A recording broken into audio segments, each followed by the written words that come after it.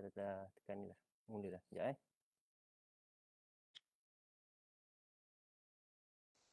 Okey, bismillahirrahmanirrahim. Assalamualaikum warahmatullahi taala wabarakatuh dan salam sejahtera kepada semua yang menonton FB Live pada pagi ini. Terlebih dulu saya wakil dari pihak Seksyen Pembangunan Bakat Bahagian Semua Manusia Jabatan Pendaftar UTM Johor Bahru ingin mengucapkan selamat datang ke Facebook Live UTM TTC bagi menonton program siri kuliah penyelidikan siri 2 2021 yang bertajuk Bagaimanakah anda menguruskan harta penyelidikan. Bagi memulakan ceramah kita pada pagi ini, marilah kita sama-sama mendahului dengan bacaan umum kita Al-Fatihah. Ya, kenapa?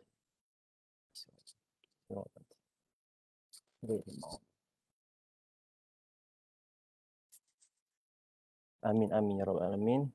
Tanpa melengahkan masa, saya menjemput tuan penceramah kita iaitu Encik Masasri bin Hashim dari Pusat Pengurusan Penyelidikan UTM Johor Bahru untuk memberikan perkongsian ilmu pada kita semua.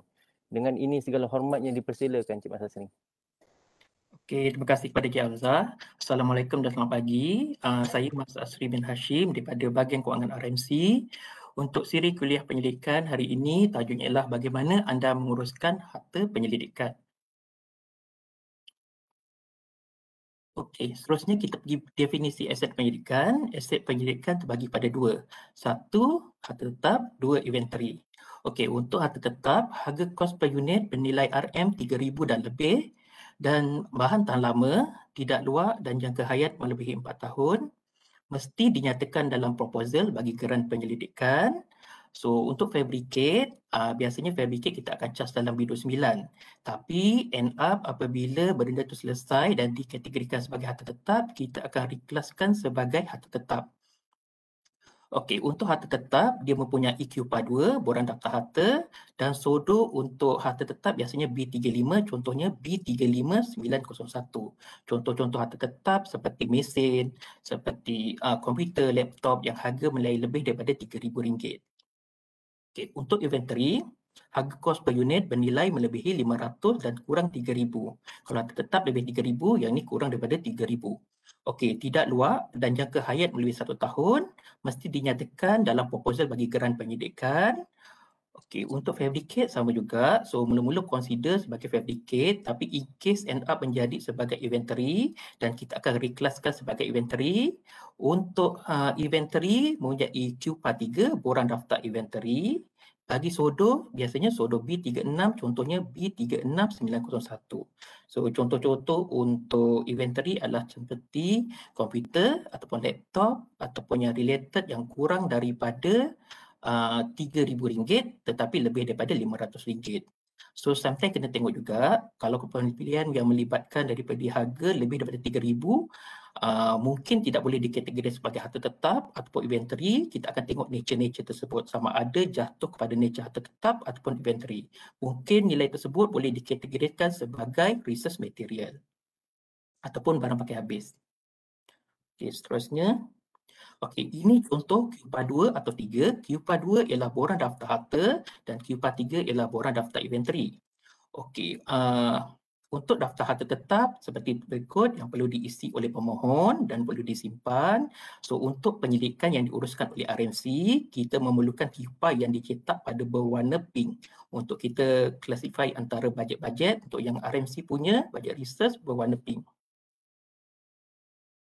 Sama juga dengan QPA 3, seperti berikut yang boleh ditengok dari segi paparan lah. Okey, untuk penyelenggaraan, penyelenggaraan atau maintenance didefinisikan sebagai perkhidmatan baik pulih atau naik taraf maintenance kepada peralatan bagi aset penyelidikan yang dibeli menggunakan mana-mana sumber peruntukan daripada UTM. Contohnya sodo B28. Okey, dia boleh dikategorikan untuk 3 berikut. Okey, satu peruntukan dari segi geran yang sama. Contohnya, alatan tersebut dibeli menggunakan kod 4C241, contoh geran research. Tetapi apabila telah tamat waranti, barang tersebut terdapat kerosakan dan perlu dibuat maintenance, maka boleh menggunakan peruntukan daripada geran yang sama, contohnya 4C241 tersebut. So, kena make sure kena ada QPA, sama ada QPA daftar harta ataupun daftar inventory, QPA 2 ataupun 3 dan telah dinyatakan dalam proposal.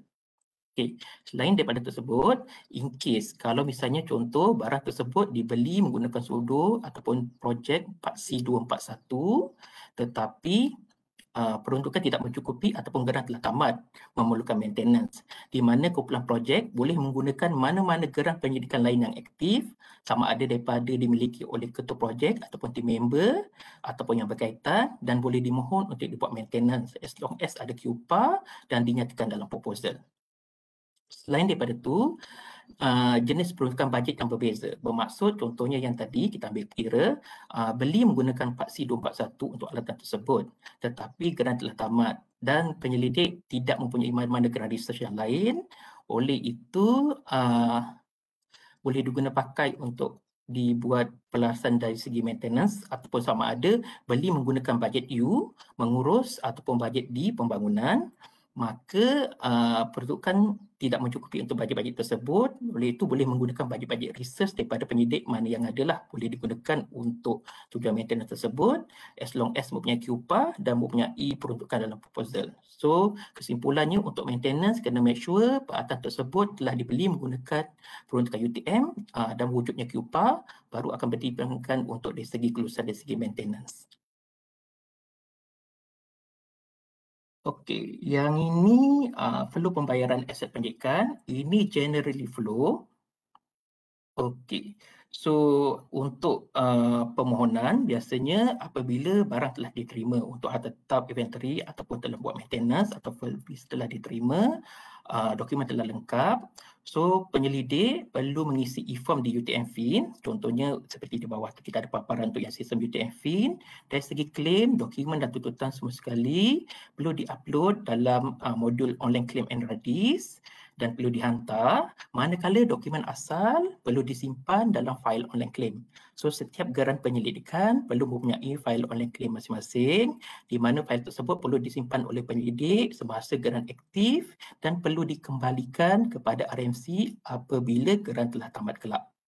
Okey, apabila dokumen telah dihantar melalui Maya online claim, so bahagian kewangan kita akan semak. So sekiranya dokumen lengkap, so untuk harta tetap kita akan membuat verifikasi. So kita akan pergi ke site, tengok keadaan alatan tersebut sama ada menepati kriteria ataupun sebaliknya, dan jika okey kita akan lulus untuk pembayaran. So dari segi pembayaran, seterusnya akan dihantar kepada pihak pengendari untuk proses EFT. Okey, seterusnya apa yang perlu dibuat semasa aset penyelidikan masih lagi aktif untuk alatan-alatan ataupun aset penyelidikan di bawah tanggungjawab tersebut. Okey, kena make sure ada ambil maklum bahawa aset penyelidikan tersebut adalah di bawah tanggungjawab ketua projek dan kumpulan penyelidik. So, ketua projek dan kumpulan penyelidik perlu make sure dari segi keadaan alatan-alatan tersebut. Dan selain daripada juga kena ambil maklum bahawa pengurus makmal dan pengurus PTJ juga perlu mengambil maklum bagi segi barang-barang tersebut. Sebab barang tersebut diletakkan di makmal dan ataupun di PTJ. So dari segi pengurus makmal dan pengurus PTJ juga kena take note ataupun kena selia bersama dari segi aset penyelidikan tersebut. Okey, so aset penyelidikan tersebut juga perlu diletakkan ataupun dinyatakan di lokasi seperti mana yang dinyatakan pada QPA 2 ataupun QPA 3, daftar harta tetap ataupun daftar inventory.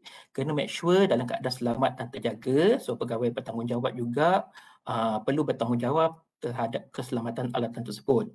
Okey, jika berlaku perubahan lokasi, so QPA 2 yang seperti saya tunjukkan tadi ataupun QPA 3 perlu dikemaskini lokasi penempatan. Contohnya mula-mula masa beli diletakkan di lokasi A. Apabila kajian penyelidikan dibuat, perlu diletakkan di lokasi C dan ditempatkan di lokasi tersebut, maka QPA tersebut perlu dikemaskini lokasi terkini.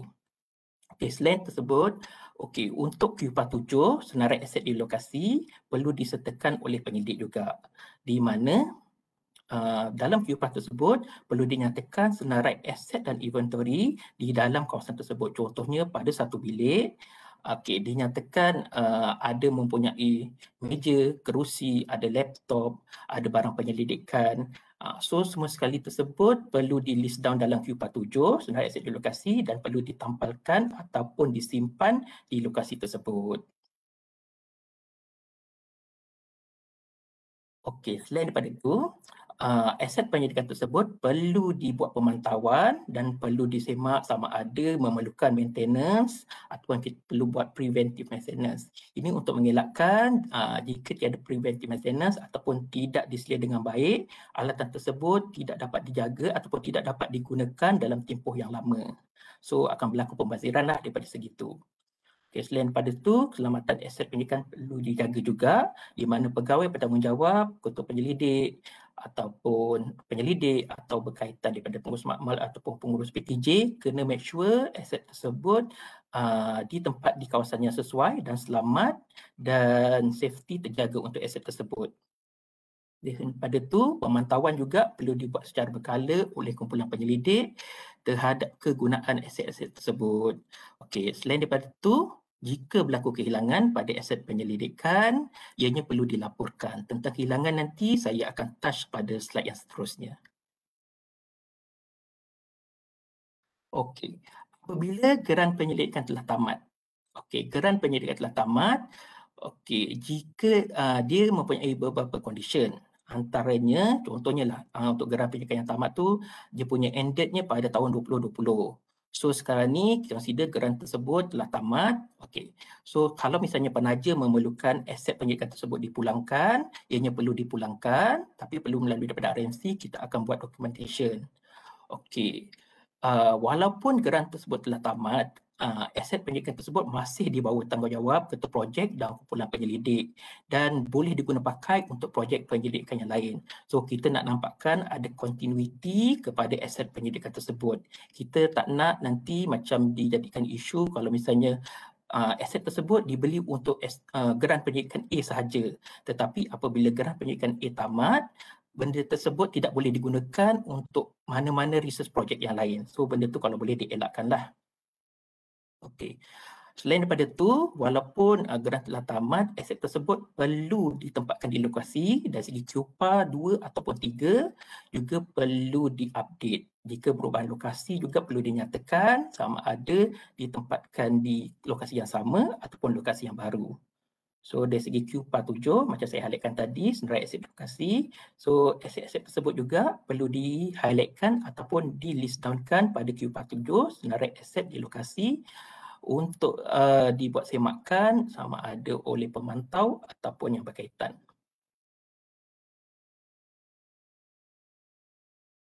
Okey, seterusnya saya nak touch tentang beberapa isu untuk yang diambil maklum oleh kepada semua.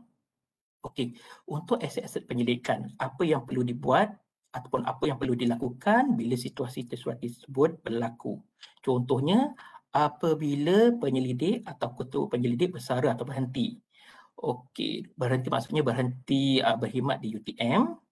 Okey, so maksudnya aset penyelidikan tersebut perlu dibuat proses serahan kepada ahli projek. Sama ada kepada ahli projek ataupun diserah kepada fakulti atau PTJ ataupun diserah kepada PPMU. Tetapi permohonan perlu melalui daripada RMC. So macam penyelidik bersara biasanya sebelum mereka bersara, mereka akan hantar clearance letter. So biasanya akan jadi isu apabila penyelidik lewat untuk kita sahkan clearance letter disebabkan aset penyelidikan mereka tidak diselesaikan dengan baik ataupun tidak dipindah milik ataupun tidak dilupuskan dengan sebaiknya. Okey, selain daripada itu, jika berlaku kematian kepada penyelidik, so apa tindakan yang boleh dibuat? Okey, sebagai ahli projek, perlu take over dari segi aset penyelidikan tersebut, sama ada ahli projek tersebut untuk take over dari segi projek penyelidikan mereka sendiri ataupun nak serahkan kepada fakulti atau PTJ ataupun serah kepada PPMU. Tapi yang ini semua perlu daripada RMC juga. Okey. Jika geran telah tamat, contohnya geran A telah tamat pada 2020 tadi, so macam saya ada highlightkan, okey, apa yang boleh dibuat untuk aset penyelidikan tersebut? Okey, dianya boleh diguna pakai untuk tujuan pendidikan lain. So macam saya highlightkan tadi, boleh digunakan untuk geran B, geran C, geran D. So kita akan nampak ada continuity penggunaan aset pendidikan tersebut. So benda tu nampak kepanjangan usia dari segi aset pendidikan tersebut digunakanlah. So dari segi seterusnya boleh dibuat untuk lupus hadiah, lupus beli. Untuk bahagian lupus ni saya akan touch untuk slide seterusnya ataupun serah kepada fakulti ataupun PTJ ataupun serah kepada PPMU. dan ini juga perlu melalui daripada RMC. So, selain pada itu, apa perlu dilakukan jika alatan tersebut rosak ataupun musnah? So, yang tersebut, jika alatan tersebut rosak ataupun perlu dimusnahkan, ianya perlu dikategorikan sebagai lupus musnah dan perlu dimohon melalui RMC. Untuk lupus ni kita akan touch untuk next slide. Okey, seterusnya saya nak touch dari segi isu peminjaman aset pendidikan. Contoh aset pendidikan tersebut digunakan ataupun di bawah tanggungjawab oleh ketua penyelidik. Tetapi ianya perlu digunakan oleh student ataupun team member yang lain ataupun researcher yang lain. Contohnya lokasinya ditempatkan di A, tetapi student perlu gunakan di bangunan lain, baik bangunan B ataupun C untuk diguna pakai. So, apa yang perlu dilakukan? Perlu mengisi Q46, borang daftar pergerakan aset. So, selain daripada itu, pemantauan oleh pegawai bertanggungjawab atau ketua penyelidik perlu dilakukan, di mana di borang tersebut mempunyai waktu masuk, waktu pinjam dan waktu pulang, PIC yang meminjam dan PIC yang memulang. So, dari segi rekod tersebut perlu disimpan. Okey, seterusnya, jika barang ataupun aset pendidikan tersebut perlu dibawa keluar daripada UTM, perlu mengisi QPAS 9A, iaitu borang penyerahan ataupun pinjaman peralatan milik UTM.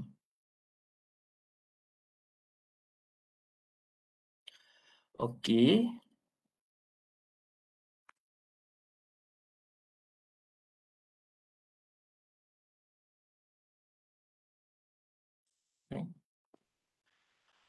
Okey, borang tersebut perlu diserahkan kepada pihak keselamatan dan diletakkan di bawah simpanan oleh penyelidik terbabit.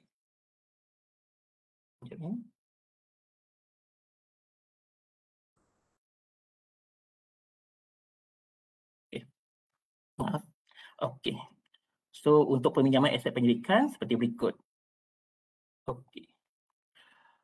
Okey, untuk pindah milik aset penyelidikan, okey, aset penyelidikan boleh dipindah milik kepada individu yang lain, contohnya kepada dalam team member yang sama,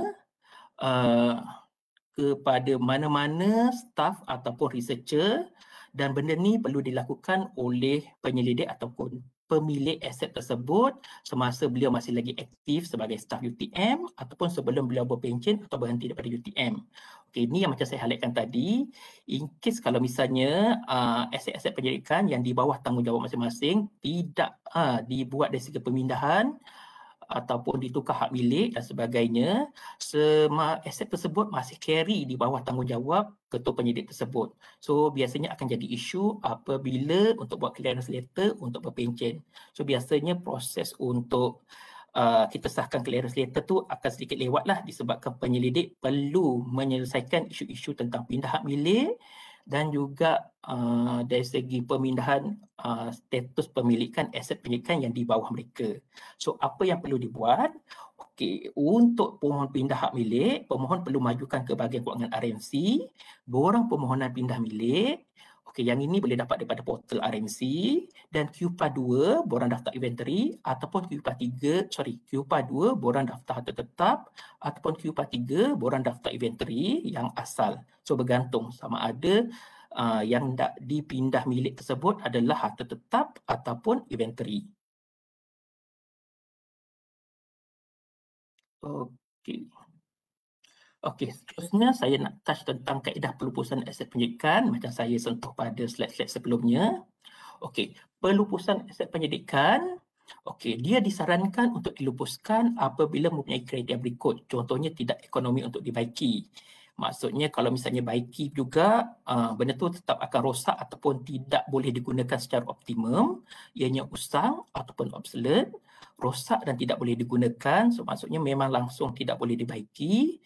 Keupayaan aset tidak lagi di peringkat optimum, so maksudnya aset tersebut tidak boleh mencapai apa yang kita perlukan. Biasanya untuk tujuan research kita memerlukan result yang optimum, yang excellent. Tetapi apabila aset pendidikan tersebut tidak dapat memberikan result apa yang kita hendaki, so benda tu boleh dilihat sama ada boleh digunakan lagi ke tidak aset pendidikan tersebut. Okey, seterusnya tiada alat ganti atau pembekal tidak lagi memberi khidmat sokongan. Contohnya alatan tersebut dibuat di China, tetapi pembekal telah ataupun tiada lagi wujud di China, so alat-alat ganti tiada. So lagi satu disebabkan oleh perubahan teknologi. Sebab dari segi teknologi ni akan berubah dari semasa ke semasa. Okey, so mungkin kita tak boleh nak capture dari segi teknologi yang terkini. Okey, nilai buku bersih ini jika kita lupuskan, aset pendidikan tersebut akan dikeluarkan apabila pelupusan dibuat dan aset pendidikan tersebut tidak lagi di bawah tanggungjawab ketua projek tersebut. So maksudnya senarai aset pendidikan di bawah ketua projek tersebut akan dikeluarkan untuk dilupuskan apabila dimohon oleh penyelidik. Okey, kaedah-kaedah lupus ada 4. Lupus musnah pertama, lupus beli yang kedua, lupus hadiah yang ketiga dan lupus pindah. Yang ni saya akan touch untuk slide yang seterusnya. Okey, bagaimana cara untuk mohon pelupusan aset pendidikan? So, apa yang perlu dibuat? Okey, ketua penyelidik kena majukan borang permohonan pelupusan yang boleh dapat di portal RMC. Okey, perlu majukan QPA 2 ataupun QPA 3 bergantung sama ada harta tetap ataupun inventory. Seperti itu, surat kelulusan ataupun arahan daripada penaja jika berkaitan.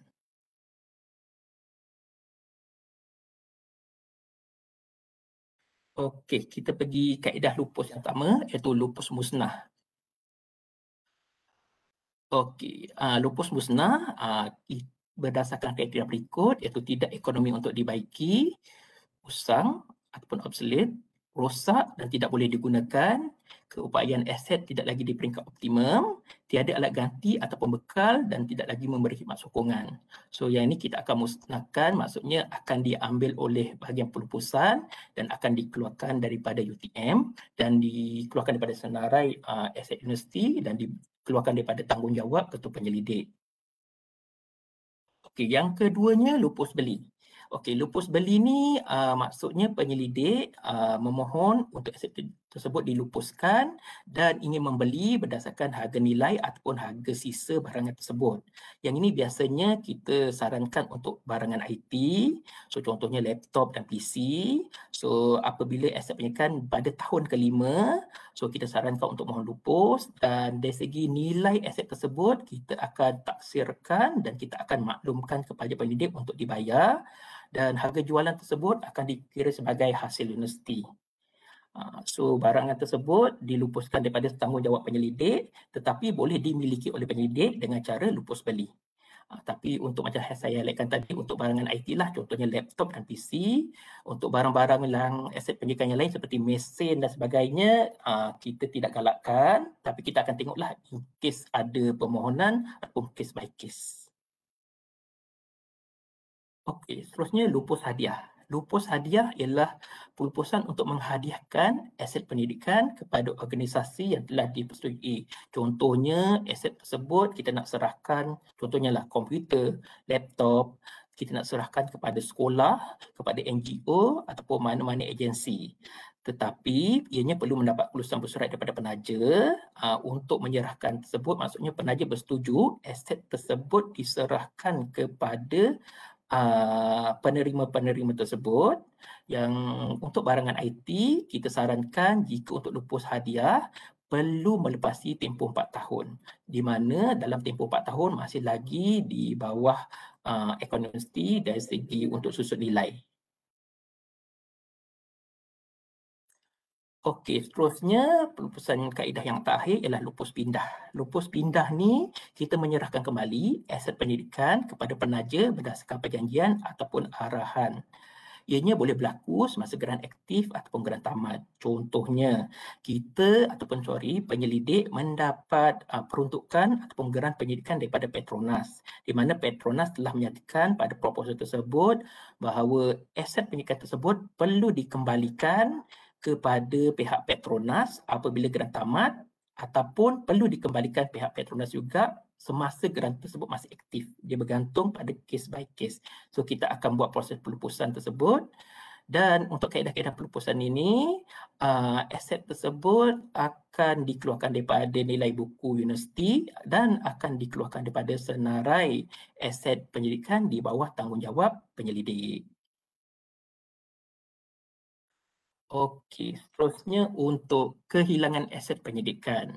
So biasanya untuk kehilangan aset penyidikan ni penyelidik ataupun tidak maklum bagaimana ataupun apa kaedah yang perlu dilakukan. So ini adalah kaedah-kaedah yang perlu dilakukan oleh penyelidik. So apa kaedah yang perlu dilakukan? Pertama sekali, perlu laporkan ke balai polis berdekatan. Okey, yang ini perlu dibuat dalam tempoh 24 jam. Sekurangnya dari segi report polis tersebut perlu dibuat laporan di bahagian keselamatan UTM. Perlu dibuat dalam tempoh 24 jam juga. So kalau boleh kita nak elakkan daripada penyelidik jika berlaku kehilangan.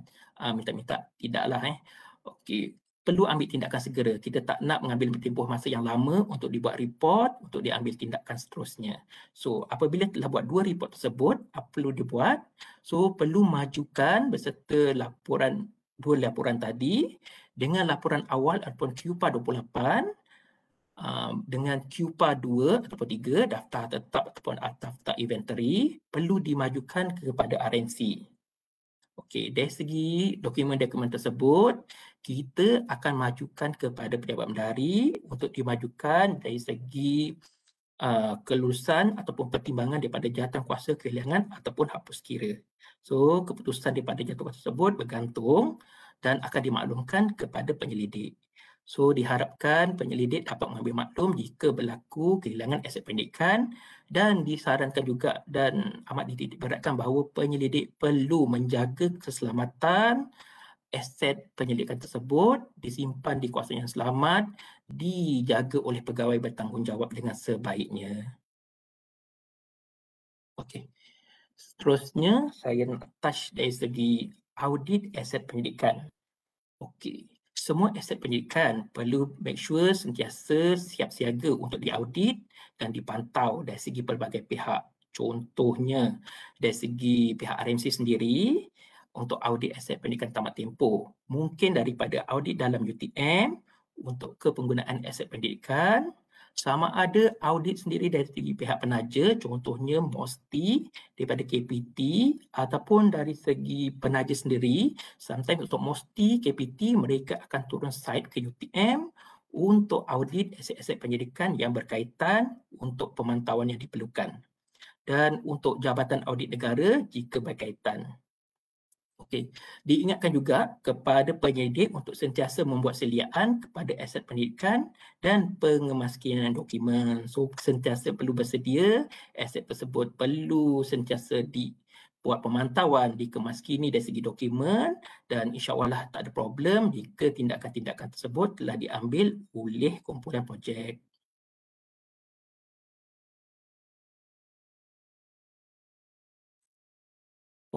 Okey, seterusnya saya nak highlightkan tentang inilah garis panduan dan perkeliling yang diguna pakai untuk perkelilingan bilangan 1 tahun 2015 aset penyidikan, dan seterusnya kita menggunakan pakai tata cara pengurusan aset penyidikan universiti pindaan 2012 dan tata cara surat perkelilingan bendahari bilangan 5 tahun 2019.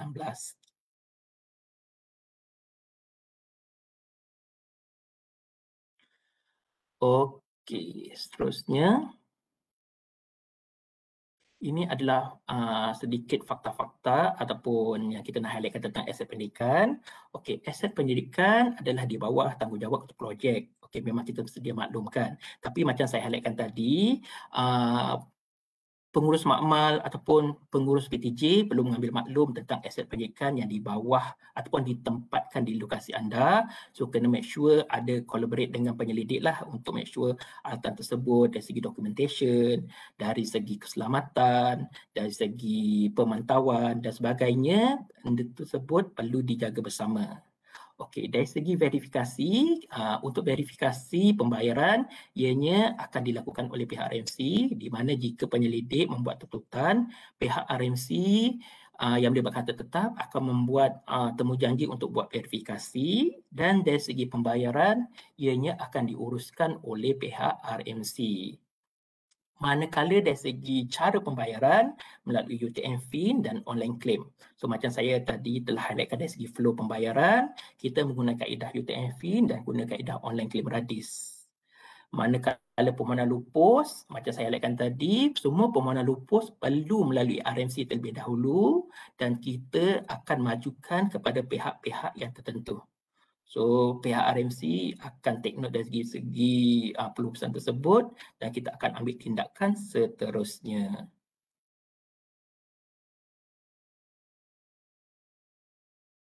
Okey. Untuk maklumat lanjut tentang bagaimana nak dapatkan borang-borang yang saya highlightkan tadi, contoh borang, bagaimana untuk user manual dan sebagainya tentang aset penyelidikan, penyelidik boleh melayari website RMC seperti berikut di bahagian form and guideline, di bahagian finance. So kita ada highlightkanlah untuk dari segi dokumen-dokumen yang berkaitan.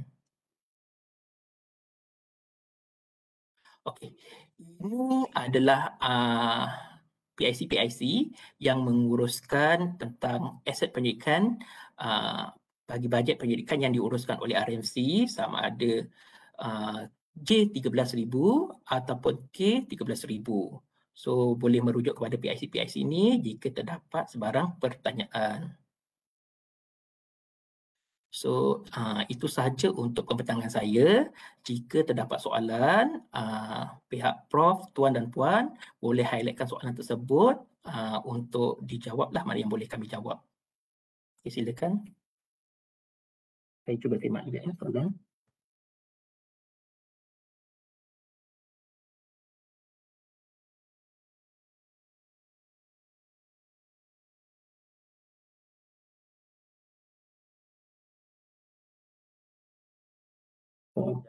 Sekejap Cik Sri. Ada soalan daripada Okey, saya terdapat soalan daripada Puan Nazlina ini. Okey, sekiranya aset tersebut dibeli pada tahun-tahun sebelum ni dan baru disedari hilang, apakah yang perlu dilakukan?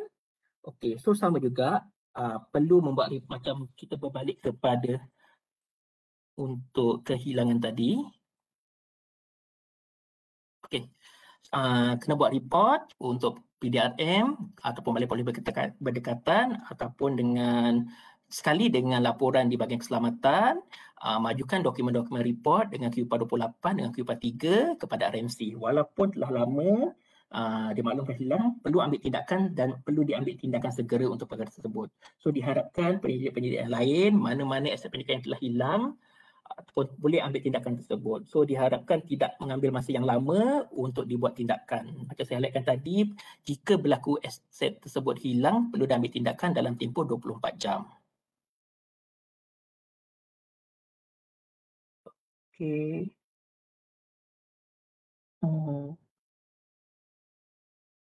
Encik Muhammad Amin, okay, nanti yang slide ni urus dia, insyaAllah dia akan sharekan. Untuk yang berkaitan kewangan yang lain, so insyaAllah pada siri-siri yang akan datang, okay, untuk rakan-rakan saya di bahagian kewangan dan juga rakan-rakan yang lain di RMC akan mempunyai sesi yang sama. So mungkin tajuk-tajuk yang lain akan disentuh pada siri-siri yang akan datang.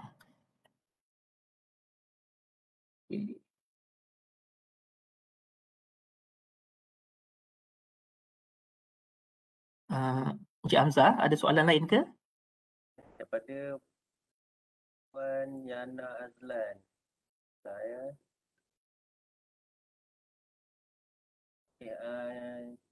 Asri, apa yang akan jadi pada aset itu sekiranya penyelidikan telah habis dilaksanakan dan aset tidak boleh digunakan untuk penyelidikan yang lain?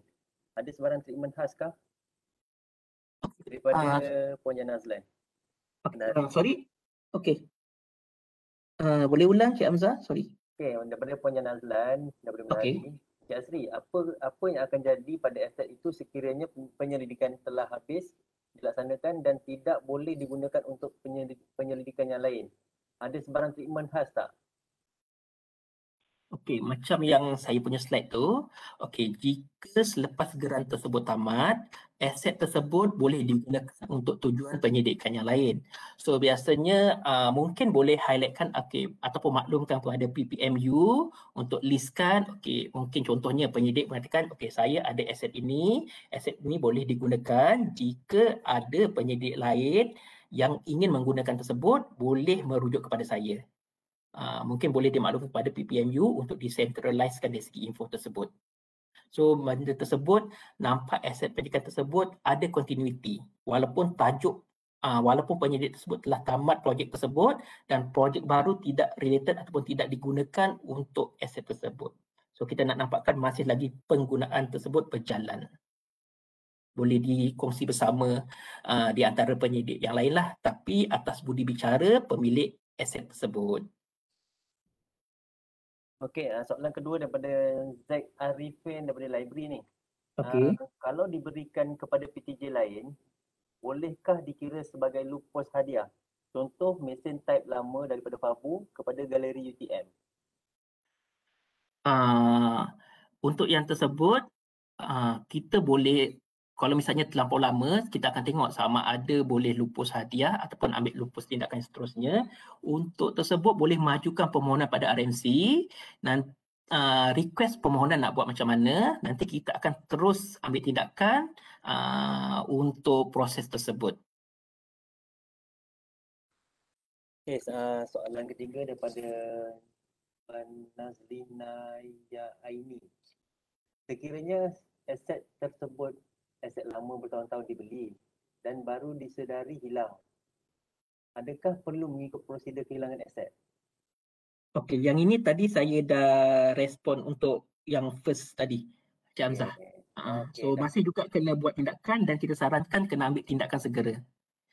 So macam penyidik lain, harap masing-masing dapat membuat pemantauan dari segi aset pendidikan masing-masing, kena make sure di bawah tanggungjawab wujud dikemas kini masih boleh digunakan, jika tidak boleh digunakan perlu dimohon untuk lupus ataupun jika digunakan oleh penyidikan lain dari segi QPA ataupun peminjaman perlu dikemas kini dan jika ingin diserahkan ianya perlu melalui proses serahan melalui pada RMC. Perlu diserahkan kepada penyidik ataupun PSC yang lain.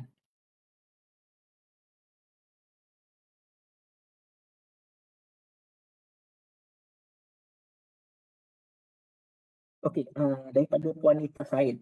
Saya berminat untuk lupus beli aset. Di manakah boleh dapat borang? Okey, borang tersebut Puan boleh dapati dari RMC portal. Macam saya dah highlight kat sini. So, segala berkaitan boleh dapat daripada sini. Untuk selain daripada bahagian kewangan, kita ada bahagian unit bayaran, kita ada unit perolehan, kita ada unit akaun dan pengurusan aset, rekod harta. Boleh dapat kat sini. Selain daripada tu, rakan-rakan lain di RMC contohnya tentang pemantauan, tentang lantikan dan sebagainya, boleh juga dapat segala info ataupun borang-borang berkaitan di RMC portal.